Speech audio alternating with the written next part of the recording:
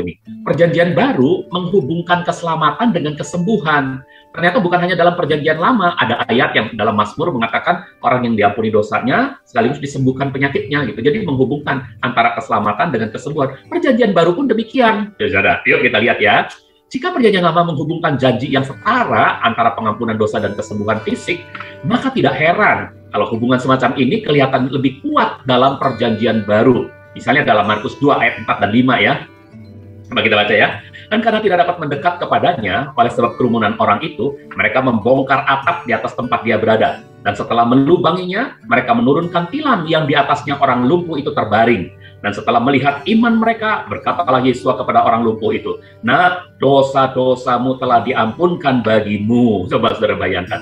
Orang ini sakit lumpuh, diturunkan dari atap rumah oleh orang-orang yang saudara-saudara yang mungkin beriman luar biasa kepada Tuhan Yeshua HaMasyiah. Lalu Tuhan Yeshua HaMasyiah berkata apa? "Nah, dosa-dosamu sudah diampunkan kepadamu, sudah diampunkan bagimu." Loh, kok soal dosa diampuni itu kan soal keselamatan. Padahal tujuannya mereka apa? Kesembuhan. Tapi memang Tuhan menghubungkan kesembuhan itu dengan keselamatan. Karena apa buktinya? Yuk kita lihat buktinya ya. Dalam Markus 2 ayat 11 dan 12, "Aku berkata kepadamu, bangunlah, angkatlah tilammu, pulanglah ke rumahmu." Dan seketika itu juga bangkitlah dia, dan setelah mengangkat tilam itu, ia keluar dari hadapan semua orang. Jadi begini, begitu Tuhan Yeshua HaMasyiah bilang, "Nah, dosa-dosamu telah diampunkan kepadamu." Orang-orang Farisi, ahli Taurat, dan orang-orang yang ada di sana, waktu Yahudi yang ada di sana, mereka marah. Siapa orang ini? Kok berani mengatakan dosamu sudah diampunkan? Bukankah yang berhak mengatakan itu hanya Tuhan saja gitu ya? Lalu Tuhan bilang, mana lebih mudah berkata dosamu diampunkan, atau berkata bangunlah, angkat tempat tidurmu dan berjalanlah gitu ya. Nah, saudara-saudaraku, mereka diam semua. Kemudian ayat 11 dan 12, Yesus berkata kepada si lumpuh itu, "Bangunlah, angkatlah tilammu, pulanglah ke rumahmu." Saudara, saya mau tanya nih, dari pemikiran saudara-saudara, kalau saudara ditanya oleh Tuhan Yesus HaMasyiah, mana lebih mudah mengatakan bangunlah, angkatlah tilammu, pulanglah ke rumahmu, atau kalau saudara ditanya nih, atau mengatakan dosamu sudah diampunkan? Kalau saudara sebagai orang yang menyembuhkan ya, saudara sebagai orang yang ingin menyembuhkan gitu ya, saudara adalah orang yang ingin menyembuhkan. Lalu saudara ditawarkan dua perkataan ini. Saudara akan mengatakan dosamu diampuni, atau saudara akan mengatakan bangunlah, angkatlah tempat tidurmu, pulanglah ke rumahmu. Yang mana saudara berani katakan? Yang mana paling gampang? Bangunlah, bangunlah, angkatlah tilammu. Itu lebih mudah. Menurut saya, ya. Menurut, enggak apa-apa, saudara-saudara kalau salah menjawab, bukan berarti saudara berdosa, enggak ya. Menurut saya, saudara-saudaraku, kalau saudara berani ngomong begitu, berarti saudara adalah orang yang benar-benar beriman ya pada setiap firman Tuhan, bahwa firman Tuhan itu ya dan amin. Maka saudara berkata, bangunlah, angkatlah tilammu, pulanglah ke rumahmu, gitu kan ya. Karena bagi saudara, iman saudara itu pasti akan meng-create sesuatu. Tapi bagi orang-orang yang ragu-ragu, kalau nggak bangun gimana ya? Kalau dia nggak bangun, kemudian dia nggak ngangkat di situ, boro-boro ngangkat tilamnya, dia nanti akan digotong lagi sama teman-temannya. Gimana ya rasanya ya? Nah, bagi orang yang ragu, itu memang sulit untuk mengatakan bangunlah, angkatlah tilammu. Tapi kalau bilang dosamu diampuni, siapa yang tahu? Dosa kan nggak kelihatan secara fisik. Diampuni atau tidak, nggak ada yang tahu, ya kan? Tapi kalau suruh bangun, ketahuan sudah kalau nggak bangun. Nah, ya, jadi betul nggak, saudara? Oke, ya sekarang ditutup lagi ya, baiknya. Jadi terima kasih saudara sudah menjawab. Jadi artinya untuk bilang bangunlah itu diperlukan iman yang besar sekali gitu ya. Nah, tapi Tuhan Yesus karena dia Tuhan, dia sanggup ada hukum alam, ada hukum natur yang bisa dia intervensi. Orang ini kalau sembuh harusnya ya ada tabib yang menyembuhkan kakinya gitu, itu hukum alamnya gitu ya, atau makan obat-obatan apapun. Tapi oleh karena Yesus adalah Tuhan, pada satu saat dia bisa mengundang kuasa ilahi untuk bekerja pada diri orang ini gitu ya. Nah, jadi lihat saudara, saat kita mendengar kata keselamatan dalam perjanjian baru, kita sering berpikir tentang pertobatan, baptisan, dan didiami Roh Kudus ya, didiami Roh Kudus atau pengalaman lahir baru, itu yang disebut keselamatan ya. Ya, jadi waktu kita dengar kata keselamatan itu kan soal pertobatan, soal kita dibaptis, soal kita diberi karunia Roh Kudus gitu ya, didiami oleh Roh Kudus, pengalaman lahir baru ya. Nah, saudara, ternyata hal ini dihubungkan dengan kesembuhan fisik. Tapi kita lihat perkataan selanjutnya. Namun dalam perjanjian baru, kata Greka untuk keselamatan adalah soteria. Soteria ini sebetulnya lebih banyak justru hubungannya sama soal pemulihan gitu ya.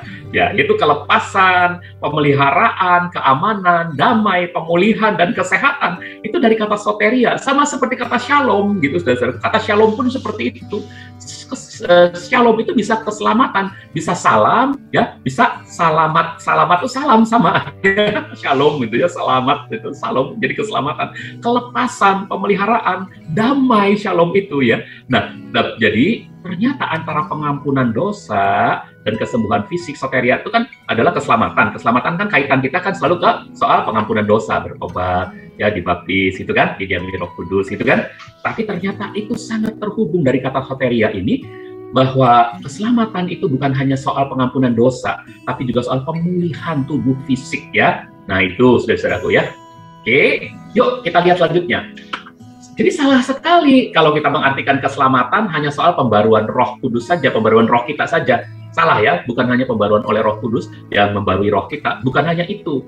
Tuhan memakai kata yang bermakna lebih menyeluruh, soteria. Ya, artinya itu damai dalam pikiran kita, makmur dalam pembukuan kita. Ini maksudnya dalam keuangan kita cukuplah gitu ya. Kemudian kesatuan dalam hubungan kita. Jadi antara suami istri kalau dibilang Tuhan telah memberikan soteria kepadamu, maka hubungan kita dengan sesama itu bisa menyatu gitu ya. Walaupun mungkin ada orang yang memusuhi kita, tapi nggak pernah kita mau memusuhi dia. Orang membenci kita, kita nggak pernah mau membenci dia gitu. Jadi kesatuan dalam hubungan, sehat dalam tubuh kita, kelepasan diri kita dari dosa, dan kelahiran baru dalam roh kita. Jadi bukan cuma soal pembaruan roh yang terakhir ini saja, tapi ada soal damai dalam pikiran. Artinya kalau damai dalam pikiran, saudaraku kena penyakit ini nggak, psikosomatis. Kalau pikirannya tenang, damai, berarti saudara-saudara betul-betul nggak pernah stres. Karena stres itu akan menyebabkan penyakit-penyakit yang muncul dalam tubuh gitu ya. Seperti nanti saudara kena GERD, ya kena sakit mah gitu. Saudara bisa buang-buang air kalau stres gitu ya. Nah, dan sebagainya. Nah, jadi kalau damai dalam pikiran, makmur dalam keuangan kita, dalam kesatuan dalam hubungan kita, sehat dalam tubuh kita, itu yang dimaksud dengan kata soteria tadi ya, lebih menyeluruh. Jadi, keselamatan bukanlah janji bahwa roh kita semata yang akan dipulihkan, melainkan seluruh totalitas kita dapat disempurnakan. Itulah keselamatan yang Tuhan berikan kepada kita. Oke? Seluruh totalitas kita. Oke? Yuk, lanjutkan ya. Dalam perjanjian lama, keselamatan itu belum sempurna. Karena apa? Karena mereka menggunakan kurban pengganti berupa anak domba yang sebetulnya menunjuk kepada anak domba Elohim yang sesungguhnya, yaitu siapa? Masiah Yesua. Dengan cara inilah rupanya Tuhan menyiapkan pikiran manusia menuju konsep pertukaran atau konsep substitusi. Ini kata ini paling sering diucapkan oleh Pak Marsudi. Ya, menyiapkan pikiran manusia menuju konsep pertukaran atau substitusi. Yuk kita pelajari konsep ini. Ini saudara khotbahkan bagus sekali konsep pertukaran ini ya. Mbak ya, kita lihat ya. Ini dia. Jadi ketika dulu zaman perjanjian lama orang berdosa itu, maka dia harus ditukar keberadaannya oleh seekor anak domba, oleh anak domba ya yang disembelih. Maka dosa-dosa yang seharusnya dipikul oleh orang itu, akibat-akibat dosa itu setelah dipikul oleh si anak domba ini, dia yang menanggungnya. Lalu kebersihan, kemurnian dari anak domba ini itu jadi milik si orang berdosa tadi. Sekarang orang berdosa itu sudah jadi murni kembali karena dia sudah menukar dirinya dengan anak domba. Demikian juga dengan kita. Yesua rela memberikan dirinya sebagai anak domba Elohim untuk terjadinya pertukaran di atas kayu salib. Nanti kita akan tahu penjelasannya tentang pertukaran apa saja. Yuk kita lihat. Ini dulu ya. Apa saja sih yang ditukar? Saudaraku, kita lihat ya. Konsep Alkitabiah tentang pertukaran atau substitusi. Untuk memahami kedalaman makna dari apa yang Yesua bayar, apa yang Yesua lengkapkan di Kalvari, sampai dia berkata, tetelestai, sudah selesai. Kita harus mengerti konsep pertukaran, konsep substitusi. Substitusi itu penggantian ya. Jadi kalau saya mensubstitusi, misalnya saya ini adalah pelatih sepak bola. Saya sudah memainkan Pak Roy sekian lama tapi nggak bikin gol. Wah, saya ada penyerang lain yang lebih hebat nih. ini Pak Agus nih kelihatannya hebat juga nih. Saya ganti Pak Roy dengan Pak Agus, itu substitusi namanya ya. Nggak bisa dua-duanya ada di sana, harus salah satu, Pak Roy atau Pak Agus gitu ya. Nah gitu, itu namanya substitusi ya, pertukaran. Nah, Kalvari bukan hanya tempat di mana Yesua mati untuk dosa-dosa kita, tetapi juga tempat di mana Tuhan dan manusia melakukan pertukaran melalui mediator Yesua HaMashiach. Jadi Tuhan dan manusia bertemu di kaki salib, lalu kita memberikan kepadanya dosa kita. Kita berikan kepadanya dosa kita, penyakit kita, kemiskinan kita, kesusahan kita, kedukaan kita, beban berat kita, keterikatan kita, dan lain-lain kutuk yang ada pada kita, kita serahkan kepadanya, kita berikan kepadanya. Lalu dia memberikan kepada kita apa? Penghapusan dosa, kesehatan, kemakmuran, sukacita, keindahan, pujian, kebebasan, berkat, dan lain-lain. Itulah sebuah pertukaran, saudara. Jadi kita memberikan hidup terkutuk kita, termasuk kematian kita itu, kepada dia. Lalu dia terima. Kutuk-kutuk, dia terima kematian. Tapi sebelum itu dia berikan kepada kita penghapusan dosa, kesehatan, kemakmuran, berkat, sukacita, keindahan, pujian, kebebasan. Itu dia berikan kepada saya. Jadi saya tidak lagi orang terkutuk. Saya adalah orang yang diberkati. Nah, ini yang disebut konsep pertukaran. Bisa paham, saudara ya? Ini yang disebut konsep pertukaran. Jadi, saudara, di kayu salib itu telah terjadi pertukaran. Kalau saudara sedang memimpin perjamuan, ingatkan kepada jemaat bahwa telah terjadi pertukaran di kayu salib. Semua kematian kita dan kutuk-kutuk atas kita yang terdiri dari ya kemiskinan, kesusahan, kedukaan, sakit penyakit, beban berat, keterikatan, kecanduan, itu kutuk semua, itu yang nanggung Tuhan Yesua. Tapi dari Tuhan Yesua, hidupnya diberikan kepada kita, sehingga kita nggak mati. Harusnya kita yang mati di kayu salib itu, di dalam neraka itu. Tapi Yesua yang masuk sampai ke neraka, menggantikan kita. Itu namanya pertukaran. Lalu, kutuk kita dia yang nanggung. Dia menderita banget, seperti orang terkutuk. Ya, sampai dikutuki, diludahi. Itu benar-benar Yesua yang nanggung. Harusnya kita yang nanggung itu. Tapi justru kepada kita diberikan berkatnya, sehingga kita jadi orang yang diberkati. Di hadapan Bapa Yahweh kita adalah orang yang diberkati, saudara-saudara. Nah, inilah konsep pertukaran, ya, atau konsep substitusi. Nah, ini konsep pertukaran nih. Kalau di sini dia sediain barang, maka di sini dia sediain uang. Maka terjadilah pertukaran, ya, konsep jual beli. Lu jual, gue beli, katanya, kata orang Betawi gitu. Ya, lu jual gue beli gitu. Nah, ini namanya konsep pertukaran, saudara-saudaraku, ya. Kita menjual diri kita kepada Tuhan, Tuhan membeli kita dengan harga yang sangat mahal, dan akhirnya kita jadi orang-orang yang jadi milik dan kesayangan Tuhan. Oke, berikutnya saudara-saudara, keselamatan bukan semacam usaha purgatori. Apa tuh usaha purgatori? Usaha purgatori adalah usaha pembersihan atau penyucian, ya, di mana kita berusaha keras dalam hidup agar mencapai surga. Pak, kalau yang udah mati bagaimana? Makanya diperlukan banyak doa. Makin banyak orang yang mendoakan orang yang udah mati itu, maka ada amalan-amalan yang bisa menolong orang yang sudah mati itu, supaya purgatorinya, penyuciannya terjadi pada dia. Dibutuhkan doa-doa saudara semua ya. Yuk kita berdoa untuk orang yang sudah mati gitu. Nah, ada orang-orang yang percaya pada konsep purgatori. Tapi keselamatan dalam kekristenan, ya, itu kita tidak percaya pada purgatori, ya. Purgatori adalah penyucian yang ketika orang yang sudah meninggal itu dilakukan penyuciannya di Hades, itu di tempat dia orang meninggal itu, ya, dia mengalami api penyucian. Tergantung, kalau keluarganya memberikan persembahan banyak, kalau keluarganya memberikan doa-doa yang banyak, ya, maka penyuciannya bisa berlangsung gitu pada orang tersebut. Enggak, buat kita yang sudah meninggal sudah lewat waktunya, ya. Jadi kita nggak bisa berusaha untuk keselamatan, bahkan semasa kita hidup pun kita nggak bisa berusaha. Ya, keselamatan adalah anugerah dari Tuhan, bukan soal penyucian kita. Makin kita banyak puasa, makin kita bisa selamat. Enggak, bukan itu. Keselamatan untuk orang percaya dalam HaMashiach Yesua, keselamatan yang benar, soteria yang benar adalah karena anugerah dan kita terima oleh iman. Amin. Ya, kita nggak bisa berusaha keras untuk mencapai surga dengan uang sebanyak apapun, ya, dengan gemerncingnya uang di dalam peti persembahan, maka surat pengampunan dosa tersedia. Itu zaman reformasi dulu, ya.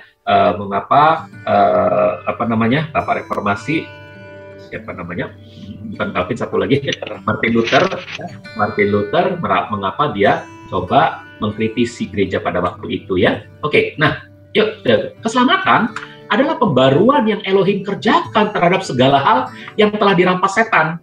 Jadi semua hal dari manusia yang telah dirampas setan, Elohim mengerjakan keselamatan ya. Karena setan sudah merampas dari kita melalui dosa Adam di Taman Eden.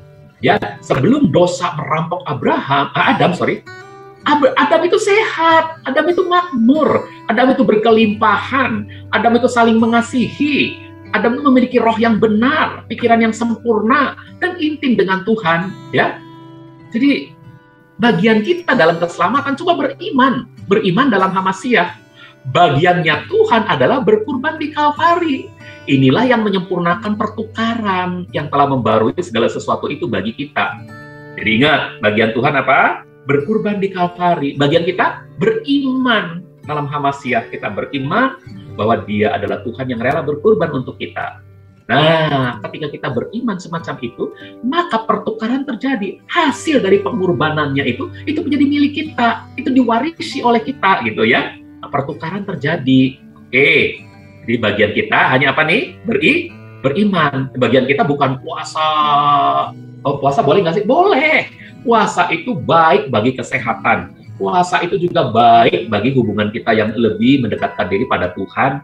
Tetapi setelah kita diselamatkan, bukan puasa itu untuk mengejar keselamatan, tidak, saudaraku ya. Jadi kalau saudara mau berpuasa, artinya saudara ingin berpantang dari rasa marah, dari pengendalian diri, ya saudara ingin lebih menjadi berkat lagi lah bagi orang. Kalau gitu puasanya harus selalu ada di jalan-jalan dong, Pak. Iya, ngapain puasa tapi ngerem aja di dalam kamar, jadi berkat apa? Pak, kalau saya di kamar ya tidak apa-apa, Pak, asal saya menjadi berkat lewat Zoom gitu. Itu tidak apa-apa ya. Saudara ada di dalam kamar tapi tetap jadi berkat lewat YouTube, lewat TikTok yang saudara buat tapi ingin memberkati orang lain gitu. Lewat Facebook yang saudara kerjakan tapi ingin memberkati orang lain, ya tidak apa-apa ya. Tapi kalau saudara ngumpet aja puasa gitu, itu yang nggak benar, saudara. Karena saudara sedang berusaha membayar keselamatan yang sudah dibayar lunas oleh Tuhan Yeshua HaMashiach. Jadi boleh nggak saudara-saudara berpuasa? Boleh nggak saudara baca Alkitab terus menerus? Pasti boleh, ya harus itu malah ya. Tapi bukan untuk membayar keselamatan, karena harga pembayarannya sudah lunas dibayar oleh Tuhan kita Yeshua HaMashiach. Oke, jadi bagiannya Tuhan apa? Berkurban di Kalvari. Bagian kita apa? Beriman dalam Hamasiah. Oke, nah, pertimbangkan firman Tuhan di bawah ini coba. Mazmur 107 ayat 20. Dia mengirimkan firman-Nya kepada mereka dan menyembuhkan mereka, dan membebaskan mereka dari lubang kebinasaan. Lihat, antara membebaskan mereka dari lubang kebinasaan, ini soal keselamatan. Dengan menyembuhkan, itu sejajar ya. Jadi ini firman yang sedang saudara dengarkan, bahwa dari perjanjian lama, Tuhan sudah mensejajarkan soal keselamatan itu dengan pengampunan dosa, soal keselamatan yaitu pengampunan dosa dengan kesembuhan. Oke? Jelas ya? Dan keselamatan bukanlah usaha purgatori ya, ingat baik-baik. Tapi keselamatan adalah anugerah karena Tuhan sendiri berkurban di atas Kalvari. Dia berkurban. Orang yang berkurban itu orang yang benar-benar memberikan segalanya yang terbaik diberikan untuk yang dikasihinya. Nah, kita cuma beriman aja, tinggal beriman, kita tinggal percaya gitu. Oke? Nah, baca lagi, Yesaya 61 ayat 3a. Untuk mengangkat mereka yang berduka di Sion, untuk memberi mereka kemuliaan sebagai ganti debu, minyak sukacita sebagai ganti duka cita, jubah pujian sebagai ganti semangat yang pudar. Nah, semua hal-hal ini menjelaskan ini soal pemulihan ya. Jadi kalau di sebelumnya itu dikatakan bahwa keselamatan, mereka diselamatkan, digiring untuk diselamatkan. Untuk apa sih? Yesaya 61 tuh roh Yahweh ada padaku untuk memberitakan kabar baik. Itu soal keselamatan. Tapi apa sih? Ya, ternyata terhubung dengan orang yang berduka, orang yang nggak punya sukacita karena sakit, ya, dan orang-orang yang semangatnya pudar, itu bisa dipulihkan. Nah, apalagi ini dalam Yesaya 53 ayat 4 dan 6. Di sini konsep pertukaran itu sangat jelas sekali di sini. Jadi ayat ini benar-benar menjelaskan tentang pertukaran ya. Ini nubuatan, saudara, makanya dianya pakai huruf kecil ya. Jadi Yesaya itu belum betul-betul tahu, nggak benar-benar ngelihat loh kalau Aba Yahweh atau Yahweh itu nanti kelak akan, bukan Aba ya, Yahweh itu nanti kelak akan berinkarnasi jadi manusia. Yesaya itu belum ngerti soal itu, tapi Yesaya sudah diberi ilham oleh Roh Kudus untuk menuliskan ayat ini. Makanya dianya itu dengan huruf kecil, maksudnya si penerjemah ini ya, untuk menjelaskan bahwa ini masih nubuatan. Tapi nanti digenapnya dalam Hamasiyah tentu dianya dengan huruf besar, memikulnya itu ya. Jadi itu nyanya dengan huruf besar gitu ya. Oke, baik. Yuk kita sekarang lihat selanjutnya. Kita sekarang membaca dalam Kolose 2 ayat 14. Sesudah menghapuskan dari diri kita catatan utang dalam ketentuan-ketentuan yang berlawanan dengan kita. Jadi ada catatan utang yang melawan kita, yang menentang kita, catatan utang yang bisa membuat kita divonis, ya, dihukum. Ada catatan utang, gitu ya. Nah, tapi dia menghapuskan dari kita catatan utang itu, dan dia sudah menyingkirkannya dari antara kita dengan memakukannya pada salib. Bayangkan, saudara, semua hutang dosa saudara, catatannya itu dia pakukan pada salib, lalu dia bilang sudah lunas dibayar oleh darahku. Ini artinya apa, saudaraku? Ini artinya pertukaran. Dia membayar semua kutuk dan dosa kita itu di atas kayu salib, ya, dengan pengorbanannya. Nah, he canceled the record of the charge against us, dari semua catatan utang yang melawan kita, and took it away, dan menyingkirkannya by nailing it to the cross, dengan memakukannya pada salib. Saudara, bayangkan hebat nggak Tuhan kita? Oke. Lalu firman Tuhan ternyata mengungguli tradisi dan tuntutan agamani, saudara. Apa maksudnya nih? Ya, ada tradisi, ada tuntutan agamani. Tradisi agamani mengklaim bahwa kita harus berjuang sebisa mungkin untuk mengalahkan dunia. Itu tradisi agamani. Setiap agama pasti akan mengajarkan manusia harus berjuang sekuat mungkin untuk mengalahkan dosa, mengalahkan kedagingan, mengalahkan dunia. Manusia harus berjuang sekuat mungkin. Itu agamani, saudara-saudaraku. Itu tradisi agamani, ya. Nah, firman Tuhan mengajarkan bahwa apa yang Tuhan Yesus sudah beli dan dapatkan bagi kita di Kalvari adalah tersedia sesegera mungkin saat kita lahir baru. Jadi itu fresh from the oven. Apa yang Yesus sudah bayar lunas, ya, apa saja itu berkat, bukan kutuk lagi, berkat. Apa saja itu kesembuhan, apa saja itu kedamaian, sukacita, itu sudah tersedia oleh Tuhan, disediakan dan sedang diberikan, sudah diberikan kepada kita, ya, pada waktu kita lahir baru sudah diberikan, saudara-saudaraku. Nah, jadi kita perlu lagi berjuang nggak untuk dapatkan semua berkat itu? Nggak perlu lagi, kita sudah dapatkan karena yang berjuangnya adalah Yesus di Kalvari, yang bayarnya adalah Yesus di Kalvari. Kita tinggal terima. Ini kok susah ya? Manusia tinggal terima aja, pakai mikir-mikir gimana caranya ya supaya bisa terima berkat ya. Wah, saya harus berjuang nih, saya harus bekerja keras. Tinggal terima saja, saudara-saudaraku. Ya, bayangin kalau ada orang yang utangnya besar sekali ya. Saya nih utang sama Pak Agus misalnya. Utangnya sampai miliaran, saya nggak bisa bayar. Tiba-tiba Pak Roy bilang, Pak Yahya, punya utang sama Pak Agus ya? Iya. Oh, 100 miliar ya? Iya, Pak. Saya nggak tahu nih kerja sampai ubanan, sampai mati pun mungkin nggak bisa bayar. Anak-anak cucu saya juga mungkin nggak bisa bayar ke Pak Agus nih. Terus Pak Roy bilang, tenang Pak Yahya, udah saya bayar kok. Yang benar, nggak bisa. Kamu pasti nggak bener. Saya mau berusaha lah, cari gaji yang lebih gede dari sekarang. Saya pengen daftar di gereja gede supaya saya bisa dapat gajinya gede, biar bisa bayar. Tapi walaupun gaji segede apa, 100 miliar saya nggak bisa bayar. Udahlah Pak Roy, jangan ngibul lah, saya nggak percaya. Tenang Pak Yahya, udah lunas kok. Tuh Pak Agus udah nggak mau nagih ke Pak Yahya karena udah lunas. Bayangin kalau saya masih cari kerjaan, capek-capek berusaha ke sana ke sini, ya daftar ke gereja-gereja gede, pengen jadi pendeta di sana, nggak ada yang terima. Gimana saudara-saudaraku? Saya ini keterlaluan kan? Udah dibayarin sama Pak Roy, tapi malah bukan saya konfirmasi, malah bukan saya. Mana Pak Roy buktinya? Iya ya, saya telepon Pak Agus nggak nagih nih, udah dibayar Pak. Itu kan konfirmasi mestinya ya kan? Ini enggak, malah saya berusaha untuk cari duit gitu. Wah, ini saya benar-benar orang yang nggak tahu diri ya, dibayarin. Nah, janji-janji ini kita terima dengan iman dan kesabaran. Kita terima dengan iman dan kesabaran, ya, supaya kamu tidak lamban, melainkan menjadi para peneladan yang mewarisi janji-janji melalui iman dan kesabaran. Ini udah pakai iman, pakai kesabaran lagi. Ini juga ayatnya ini kok menghubungkan iman dan kesabaran ya, Ibrani 6 ayat 12 ya. Jadi kita terima dengan iman dan kesabaran. Ya, karena apa? Pakai perlu kesabaran. Kita beriman, tapi iman kita seringkali diuji karena nanti ada orang-orang yang akan nuduh kita. Pak Agus nggak nelpon-nelpon lo. Justru dia suruh gua nih nelpon lo katanya. Padahal dia bohong. Ini anak buah setan nih, bohong. Maaf Pak Agus, bukan. Ini lagi ceritakan tentang ininya ya. Setan itu seperti itu. Dia punya anak buah yang bisa membuat kita nggak sabar gitu ya, membuat kita nggak sabar. Nah, itu sebabnya kita harus mewarisi janji-janji itu bukan hanya melalui iman, tapi juga melalui kesabaran. Nah, Ibrani 6 ayat 15, maka demikianlah dengan bersabar ia telah memperoleh janji itu. Di mana lagi sabarnya?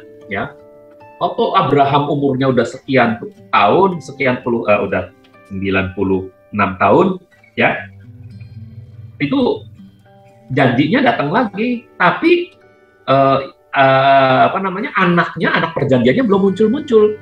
Maka setan akan datang sama dia, mana bohong aja tuh janji gitu. Makanya Abraham harus sabar, imannya tuh harus kuat dan dia bisa bersabar. Ternyata pada usia 100 dia benar punya anak gitu, saudara. Ya, nah, oke. Jadi dari usia 75 itu dijanjiin ya. Oke, tradisi seringkali beranggapan bahwa seseorang menderita sakit dan mengalami kematian dini adalah karena Tuhan berkehendak begitu. Kalau kamu sakit, kalau ada anak muda yang meninggal dulu, itu kehendak Tuhan, ya. Namun benarkah itu kehendak Tuhan? Sebagaimana yang Yesus ajarkan kepada kita untuk berdoa dalam Matius 6 ayat 9 dan 10. Jadi kalau ada anak muda yang sakit, benarkah ini kehendak Tuhan? Ngapain Tuhan ngajari Matius 6 ayat 9 dan 10? Apa sih bunyinya? Oleh karena itu, hendaklah kamu berdoa demikian. Bapa kami yang di surga, dikuduskanlah namamu. Datanglah kerajaanmu, jadilah kehendakmu seperti di surga, juga di atas bumi.